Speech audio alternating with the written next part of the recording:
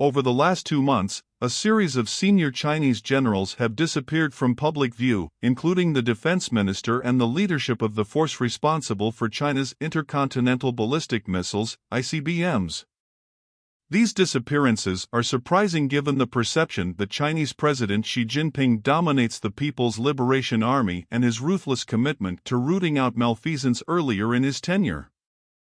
In fact, such incidents have not only continued but also affected some of the most sensitive parts of the PLA and showcased the limits of Xi Jinping's power. Xi Jinping and the Chinese Communist Party, CCP, more broadly have long granted the PLA considerable autonomy to run its own affairs. Allowing the PLA a high degree of independence helps ensure its political compliance with Xi Jinping and the party, yet with no civilian checks and balances, it also creates the conditions for malfeasance and poor accountability to fester. Although the details of the recent purges are still murky, they reflect Xi Jinping's lack of confidence in some of his most senior officers.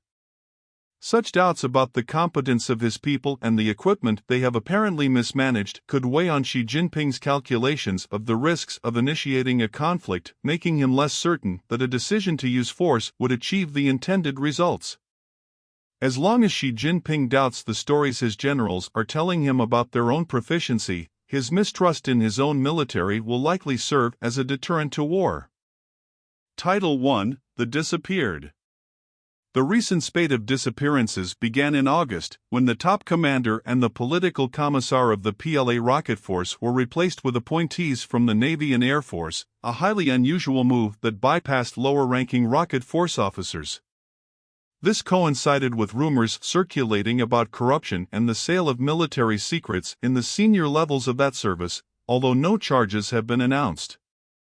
It continued when the head of China's military court was dismissed by the National People's Congress. Then in September, observers noticed that Defense Minister Li Shangfu had failed to make several scheduled appearances, validating rumors that he is also under investigation for graft in the procurement system. Li Shangfu served as equipment czar from 2017 to 2022. These disappearances came as a surprise to many observers. Xi Jinping is often portrayed as the most powerful head of the Chinese military since Deng Xiaoping's tenure as chair of the Central Military Commission in the 1980s. Xi Jinping was active in military matters even before his elevation to chair of the CMC in 2012. He is the son of a Red Army commander and ally of Mao Zedong, was secretary to the defense minister in the early 1980s, often coordinated with the military on mobilization issues during his provincial career in the 1990s and 2000s, and served as CMC vice chair under President Hu Jintao from 2010 to 2012. Xi Jinping has since burnished his credentials under the so-called CMC chair responsibility system, which holds that the chair is ultimately responsible for key military decisions. Xi Jinping has also spent more time than his predecessors inspecting military units and has published several military treatises that have become required reading for service members. Eliminating senior officers who were either corrupt or of questionable political loyalty, or both, was a major task for Xi Jinping at the start of his tenure as CMC chair in 2012. His anti-corruption drive netted at least 45 high-ranking military officials between 2013 and 2016, as well as retired military brass such as former CMC vice chairs Su Kaiho and Guo Boxiong. Anti-corruption investigations have since become less common, promoting the view that Xi Jinping's early efforts to clean house had been largely successful. Xi Jinping has also remained heavily involved in military appointments, reportedly weighing in on promotions down to the rank of Major General. At the 20th Party Congress last year, Xi Jinping selected a new slate of officers for the CMC, including Defense Minister Li. These picks were assumed to be reliable, competent, and loyal. The specific cases are even more surprising because of the positions these officers occupied. The rocket force is responsible for China's ICBM force and is thus the PLA's most sensitive service. The military court is part of the internal control apparatus and, like any military justice system, requires its own leadership to be free from scandal to perform its duties. The defense minister is one of only 6 uniformed officers who sit on the CMC and is China's top military diplomat, managing relations with the Russian military and other forces. Presumably, candidates for each of these roles would have been subject to the most rigorous possible vetting and personally approved by Xi. His failure to ensure compliance in these critical roles raises questions about his success in managing the military more broadly. Title II: Corrupt Bargains. The disappearances suggest that Xi Jinping's hold over the PLA might be less complete than imagined.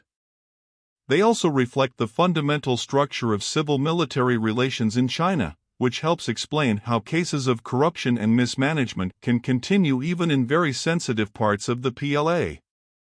Although Xi Jinping has established himself as a powerful CMC chair, the PLA is still at its core a self-governing institution.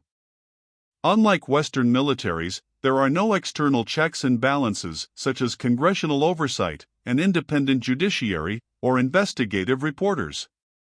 Moreover, with only a few exceptions, Xi Jinping did not bring close aides who have known him throughout his career into the military staff, unlike the U.S. system in which presidents stack the bureaucracy with loyal political appointees. The PLA has always been insular, but it achieved especially high levels of autonomy in the 1980s. In the previous decade, under Mao, the PLA had become heavily involved in governing the country, and senior officers held top positions in the party. Deng preferred governance by civilian technocrats and ordered the PLA to return to the barracks, where they would focus narrowly on military modernization. He also asked them to do this with paltry budgets. The military was the last of his 4 modernizations. The implicit bargain was that the PLA would be free to operate as it saw fit if it accepted party rule and did not become a threat. Civilian leaders agreed to give the military wide latitude within its bureaucratic lane. Deng also permitted the PLA to operate vast business empires, which resulted in the 1990s in notorious cases, such as military procurement agents importing and selling luxury cars. Deng's successors, Jiang Zemin and Hu, had great difficulty persuading the PLA to extricate itself from such ventures. Xi Jinping has encouraged the PLA to be cleaner and more professional, continuing the themes of his predecessors. In a 2014 landmark speech at Gutian, the site of the famous 1929 Party Congress that established the principle that the party commands the gun, Xi Jinping exhorted the virtues of proper discipline among PLA officers, whom he accused of being too lax in their duties and too focused on personal aggrandizement over their professional responsibilities to fight and win wars. Along with the anti-corruption campaign, Xi Jinping reorganized the bureaucracy to promote better management, including by granting more authority to financial auditors and anti-graft inspectors. Yet Xi Jinping did not alter the bargain offered to the military by Deng. He allowed the PLA to continue to police itself, with little intervention from outside authorities. Wang Qishan, who oversaw anti-corruption purges in the civilian bureaucracy, had no writ to do the same in the military, although, ironically, military members sat on the body overseeing the civilian investigations. The key reason for this autonomy was that Xi Jinping needed to gain and maintain support from the PLA. Although determined to root out networks of corrupt and potentially disloyal officers, he required support from the top brass to consolidate his power and to implement what would become the most wide-ranging military restructuring since the 1950s. That shift included a downsizing of 300,000 personnel and a reduction of the share of the politically influential ground forces from more than 2/3 to less than half the force. Bureaucratic resistance had prevented Jiang and Hu from executing similarly ambitious plans for military reform. Xi Jinping could achieve such reforms because he got buy-in from the military brass and allowed the PLA to remain largely free from outside supervision. As another carrot, she followed long-standing promotion and retirement norms, finding new positions for senior officers displaced in the reorganization and allowing them to serve out their tenures with full benefits. Loose oversight of the PLA was coupled with continued increases in military budgets.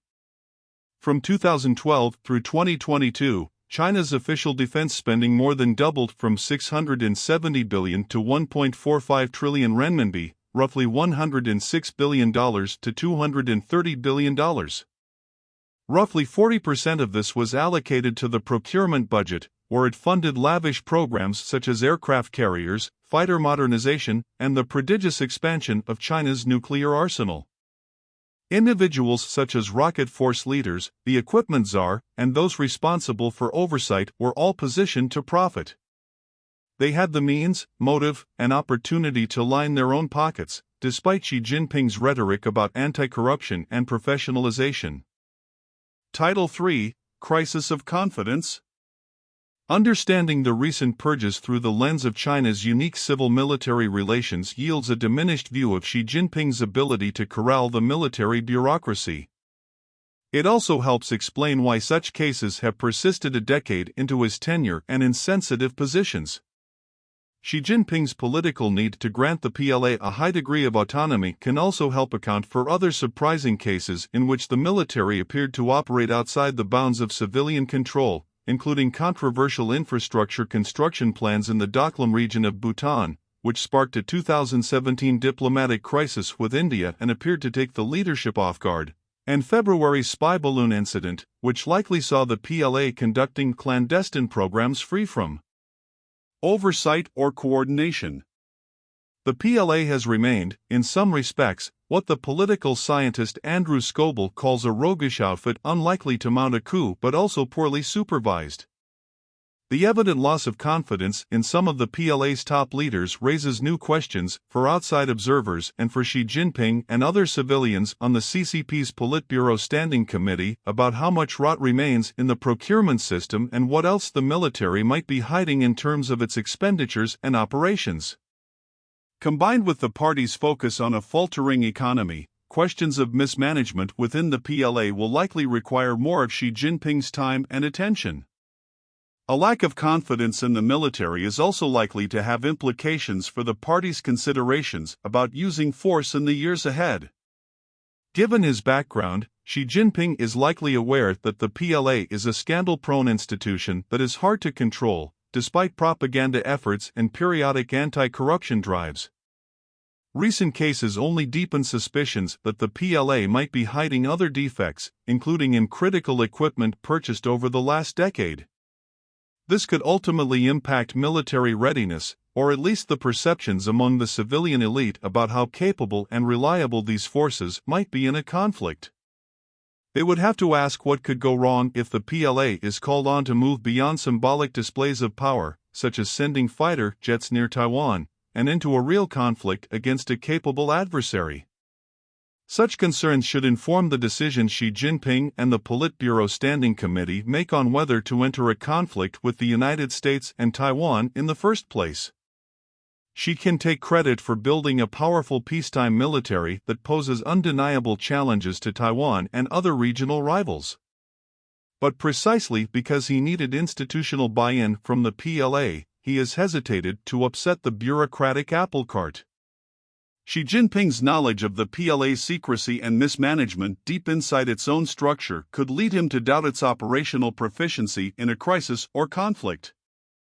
While the United States worries about how best to deter Chinese aggression, the critical constraint might be one much closer to home.